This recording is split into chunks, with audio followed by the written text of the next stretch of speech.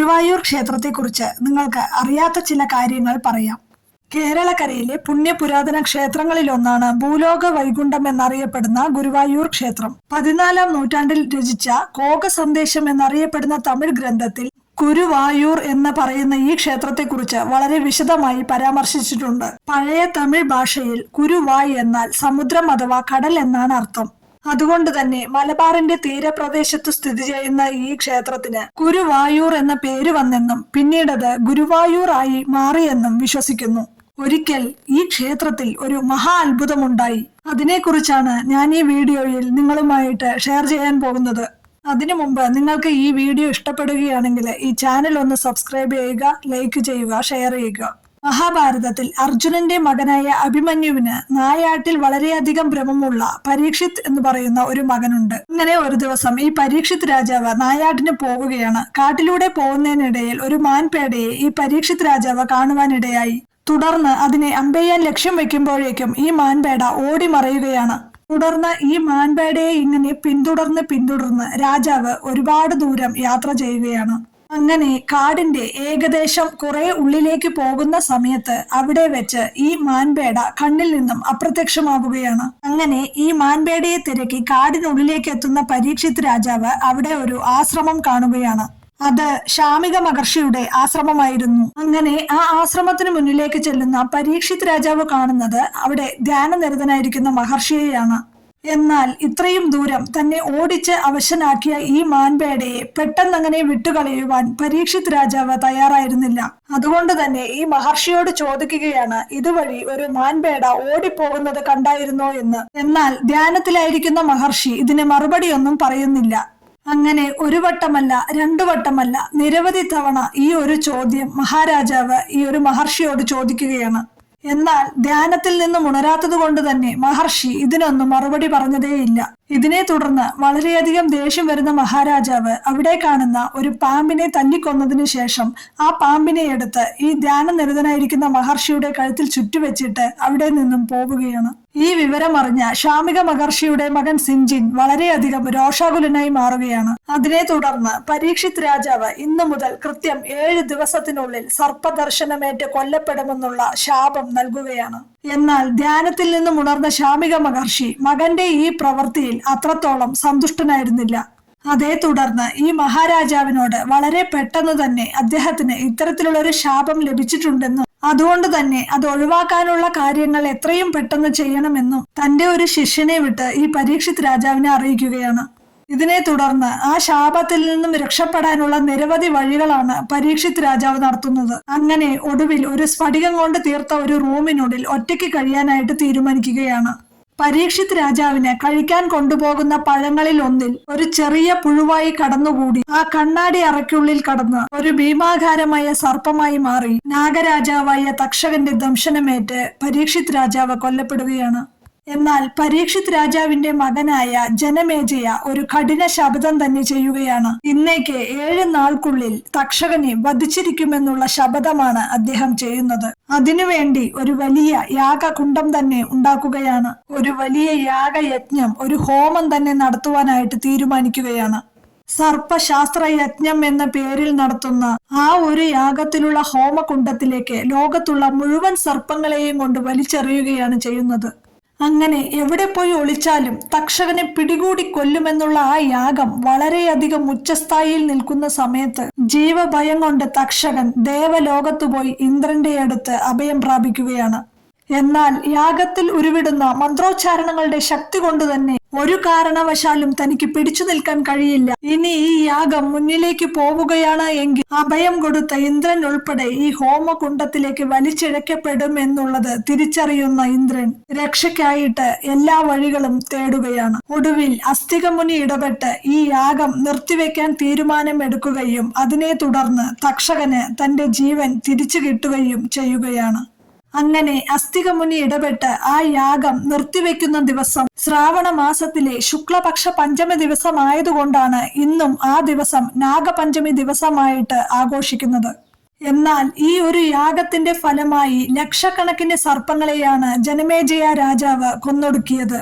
അതിന്റെ പരിണിത ഫലമായി കുറച്ചു സമയം കഴിഞ്ഞപ്പോഴേക്കും ജനമേജയ രാജാവിന്റെ ശരീരത്തിൽ അങ്ങിങ്ങ് വലിയ വ്രണങ്ങൾ ഉണ്ടാവുകയാണ്. ലോകത്തിന്റെ നാനാഭാഗത്തു നിന്നും വിദഗ്ധരായിട്ടുള്ള വൈദ്യന്മാർ കൊട്ടാരത്തിലെത്തുകയാണ്. നിരവധി ഔഷധക്കൂട്ടുകൾ ഉണ്ടാക്കി ഈ രാജാവിന്റെ രോഗം ചികിത്സിക്കുകയാണ്. എന്നാൽ രാജാവിന്റെ ഈ രോഗം ഭേദമാക്കിയില്ല എന്നു മാത്രമല്ല, ഒന്നിനൊന്ന് കൂടിക്കൂടി വരികയുമാണ്. അത് വളരെ കഠിനമായിട്ടുള്ള ഒരു കുഷ്ഠരോഗമായി മാറുകയാണ്. താൻ കൊന്നൊടുക്കിയ സർപ്പങ്ങളുടെ ശാപമാണ് ഈ രോഗത്തിനു കാരണമെന്ന് രാജാവ് തിരിച്ചറിയുകയാണ്. അങ്ങനെ ഈ രോഗം ഭേദമാക്കാൻ കഴിയുമെന്നുള്ള എല്ലാ പ്രതീക്ഷയും അസ്തമിച്ച് മരണം മുന്നിൽ കണ്ടു നിൽക്കുന്ന ഈ ജനമേജയ രാജാവിന്റെ കൊട്ടാരത്തിലേക്ക് ഒരു ദിവസം ആത്രേയ മഹർഷി കടന്നു വരികയാണ്.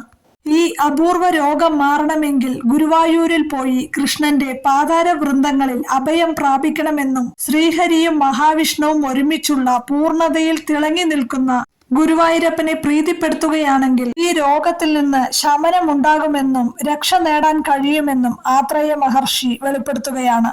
അങ്ങനെ ഗുരുവായൂരിൽ വന്ന് ഏകദേശം 10 മാസത്തോളം വഴിപാടുകളും പ്രാർത്ഥനകളുമായി കഴിച്ചു കൂട്ടുകയാണ് ജനമേജയ മഹാരാജാവ്. അതിനെ തുടർന്ന് അദ്ദേഹത്തിന്റെ ആ അപൂർവ രോഗം പൂർണ്ണമായും ഭേദമാവുകയാണ്. അങ്ങനെ അതിന്റെ സന്തോഷത്തിൽ ജനമേജയ മഹാരാജാവ് അവിടെ ഒരു വലിയ ക്ഷേത്രം തന്നെ നിർമ്മിക്കാമെന്ന് തീരുമാനിക്കുകയാണ്.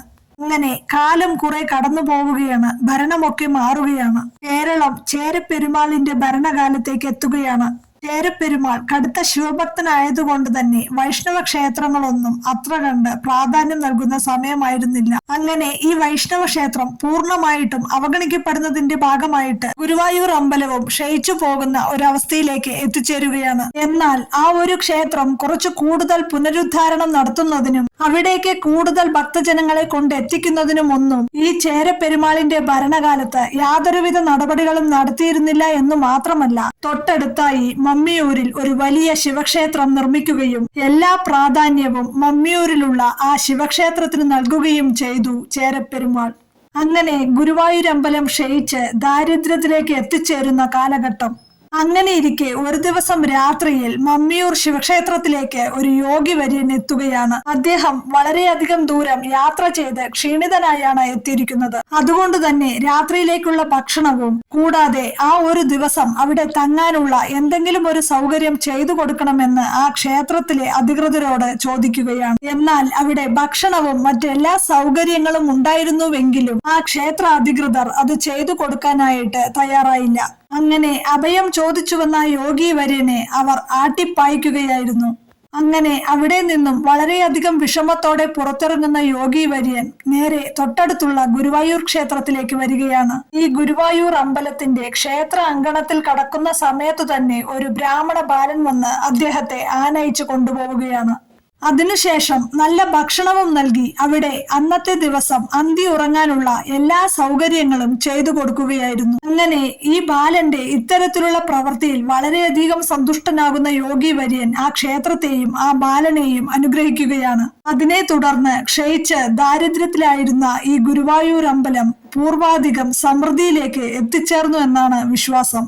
1716 കാലഘട്ടത്തിൽ ഡച്ച് അധിനിവേശത്തിന്റെ സമയത്ത് ഡച്ചുകാർ ഈ ക്ഷേത്രത്തിന്റെ പടിഞ്ഞാറേ ഗോപുരനട തകർത്തു കളയുകയാണ്. പിന്നീട് 1747 കാലഘട്ടത്തിലാണ് അത് പുനർനിർമ്മിക്കുന്നത്. 1766 കാലഘട്ടത്തിൽ മൈസൂർ രാജാവ് ഹൈദരലി കോഴിക്കോട് പിടിച്ചടക്കുകയും തുടർന്ന് ഈ ക്ഷേത്രം നശിപ്പിക്കാനായിട്ട് വരികയാണ് ചെയ്യുന്നത്. എന്നാൽ ആ സമയം ഭക്തന്മാരെല്ലാം ചേർന്ന് ആ ക്ഷേത്രം നശിപ്പിക്കാൻ പാടില്ല എന്നുള്ള അഭ്യർത്ഥന നടത്തുന്നതിന്റെ ഫലമായി ഈ ക്ഷേത്രം നശിപ്പിക്കാതെ ഇവിടെ നിലനിർത്തണമെങ്കിൽ 10,000 രൂപ കപ്പം നൽകണമെന്ന ധാരണയിൽ ഗുരുവായൂർ ക്ഷേത്രത്തെ സംരക്ഷിക്കുകയായിരുന്നു. എന്നാൽ അതിനുശേഷമായിരുന്നു ഗുരുവായൂർ അമ്പലത്തിൽ ഒരു വലിയ മഹാ അത്ഭുതം തന്നെ നടന്നത്.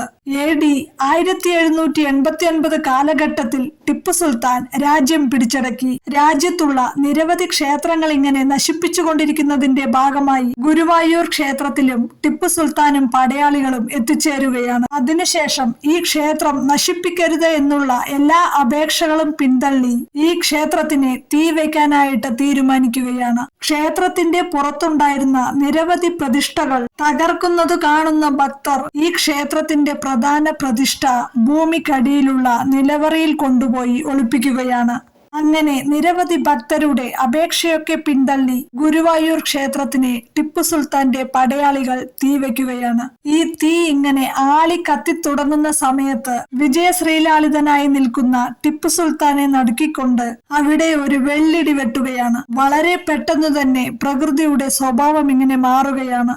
ആകാശം വളരെ പെട്ടെന്ന് തന്നെ കറുത്തിരുണ്ടു കൂടുകയാണ്. ഞൊടിയിടയിൽ അവിടെ ഒരു കനത്ത പേമാരി തന്നെ പെയ്തിറങ്ങുകയാണ്. ഈ ആളി കത്തിക്കൊണ്ടിരിക്കുന്ന തീ വളരെ പെട്ടെന്ന് തന്നെ ഈ കടുത്ത പേമാരിയിൽ അണഞ്ഞു പോവുകയാണ്.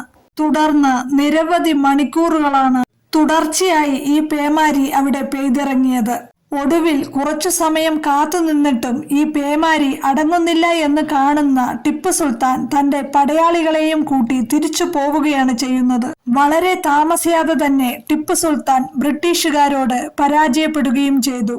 ഒടുവിൽ 1792 സെപ്റ്റംബർ 17 തീയതിയാണ് അന്ന് ഈ ക്ഷേത്രത്തിന് തീ വെക്കുന്ന സമയത്ത് എടുത്തുകൊണ്ടുപോയി ഭൂമിക്കടിയിലെ നിലവറയിൽ ഒളിപ്പിച്ച പ്രധാന വിഗ്രഹം പിന്നീട് പുനഃപ്രതിഷ്ഠ നടത്തുന്നത്. അങ്ങനെ ഗുരുവായൂരപ്പൻ എന്ന് വിളിക്കുന്ന നമ്മൾ എല്ലാവരും ഉണ്ണിക്കണ്ണൻ എന്നും കൂടി ഗുരുവായൂരപ്പനെ വിളിക്കാറുണ്ട് അല്ലെ? അതിനുള്ള പ്രധാന കാരണം പൂന്താനം നമ്പൂതിരിയാണ്. വളരെ ചെറുപ്പത്തിലെ അദ്ദേഹത്തിന്റെ മകനെ നഷ്ടമായി. അതിനുശേഷം എന്റെ മകനായിട്ട് ഗുരുവായൂരപ്പൻ മതി എന്ന് അദ്ദേഹം തീരുമാനിച്ചു. അങ്ങനെ അദ്ദേഹം ഉണ്ണിക്കണ്ണൻ എന്ന പേരിട്ട് ഗുരുവായൂരപ്പനെ വിളിക്കാൻ തുടങ്ങി. അതിനുശേഷമാണ് നമുക്ക് എല്ലാവർക്കും ഗുരുവായൂരപ്പൻ ഉണ്ണിക്കണ്ണനായത്. ഗുരുവായൂർ അമ്പലത്തിൽ വന്നിട്ടുള്ള എല്ലാവരും തന്നെ കണ്ടിട്ടുണ്ടാവും കിഴക്കേ നടയിൽ നിൽക്കുന്ന മഞ്ജുളാൽ. ഈ ആലിന് മഞ്ജുളാൽ എന്ന പേര് വന്നതിനു പിറകിൽ രസകരമായൊരു ഐതിഹ്യമുണ്ട്.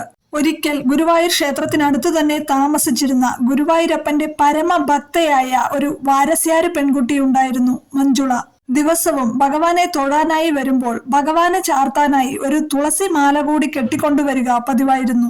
ഒരു ദിവസം മഞ്ജുള എന്തോ കാരണത്താൽ ക്ഷേത്രത്തിലെത്താൻ ഒരല്പം വൈകി. നടയടച്ചു പോയതിനാൽ താൻ കൊണ്ടുവന്ന തുളസിമാല ഭഗവാന് ചാർത്താനായി നൽകാൻ കഴിയാത്തതിൽ അവൾക്ക് ഭയങ്കര വിഷമമായി. ഈ സമയത്താണ് പൂന്താനം നമ്പൂതിരി അതിലേ വന്നത്. ദുഃഖിതയായി തുളസിമാലയുമായി ക്ഷേത്രത്തിനു മുൻപിൽ നിൽക്കുന്ന മഞ്ജുളയെ കണ്ട് പൂന്താനം നമ്പൂതിരി കാര്യങ്ങളെല്ലാം ചോദിച്ചു മനസ്സിലാക്കി. മഞ്ജുളയുടെ വിഷമം മനസ്സിലാക്കിയ പൂന്താനം നമ്പൂതിരി പറഞ്ഞു, വിഷമിക്കേണ്ട, ഭഗവാൻ ഇവിടെ മാത്രമല്ല എല്ലായിടത്തുമുണ്ട്. അതിനാൽ ക്ഷേത്രത്തിന്റെ കിഴക്കേ നടയിലുള്ള ആൽച്ചുവട്ടിൽ കാണുന്ന ശിലയിൽ ഭഗവാനെ സങ്കല്പിച്ച് ഈ മാല ചാർത്തിക്കൊള്ളൂ. ഭഗവാൻ അത് സ്വീകരിച്ചുകൊള്ളും. ഇതുകേട്ട മഞ്ജുള ആൽച്ചുവട്ടിലെത്തി മാല ചാർത്തി പ്രാർത്ഥിച്ച ശേഷം വീട്ടിലേക്ക് മടങ്ങുകയും ചെയ്തു. പിറ്റേ ദിവസം പുലർച്ചെ നട തുറന്ന് നിർമാല്യം വാരുന്ന സമയം ഭഗവാന്റെ കഴുത്തിലെ ഒരു മാല മാത്രം എത്ര ശ്രമിച്ചിട്ടും മാറ്റാൻ കഴിയാത്തതുകൊണ്ട് മേൽശാന്തി അത്ഭുതപ്പെട്ടു. തന്നെയുമല്ല, ഇങ്ങനെയൊരു മാല താൻ ഇന്നലെ ചാർത്തിയിട്ടുമില്ല. രാവിലെ നിർമാല്യ ദർശനത്തിനെത്തിയ പൂന്താനം നമ്പൂതിരി മാല മാറ്റാനാവാതെ അത്ഭുതപ്പെട്ടു നിൽക്കുന്ന മേൽശാന്തിയോട് തലേന്ന് മഞ്ജുള ആലിൽ ചാർത്തിയ മാലയുടെ കാര്യം പറഞ്ഞു. മഞ്ജുള ചാർത്തിയ ആ മാല മാറ്റിയതിനു ശേഷം മാത്രമാണ് ഭഗവാന്റെ കഴുത്തിലെ മാല മാറ്റാനായത്. ഈ കാര്യങ്ങളെല്ലാം അറിഞ്ഞ് അവിടെ കൂടിയ ജനങ്ങളെല്ലാം മഞ്ജുളയുടെ ഭക്തിയെ പ്രശംസിക്കുകയും മഞ്ജുളയ്ക്ക് സന്തോഷമാവുകയും ചെയ്തു. അതിനുശേഷമാണത്രേ ഈ ആലിന് മഞ്ജുളാൽ എന്ന പേര് വന്നത്. പഴയ ആൽമരം വീണുപോയെങ്കിലും തൽസ്ഥാനത്ത് മറ്റൊരു ആൽമരം നട്ടുവളർത്തിയിട്ടുണ്ട്. കിഴക്കോട്ട് അഭിമുഖമായി ഭഗവാന്റെ വാഹനമായ ഒരു വലിയ ഗരുഡ ശില്പവും ഒരു ദീപസ്തംഭവും പൂന്താനം നമ്പൂതിരിയുടെ ഒരു ശില്പവും ഒക്കെ സ്ഥാപിച്ചിട്ടുണ്ട്. സമസ്ത കേരള വാര്യർ സമാജത്തിന്റെ ആഭിമുഖ്യത്തിൽ എല്ലാ വർഷവും മഞ്ജുളാ ദിനവും ആഘോഷിച്ചു വരുന്നു.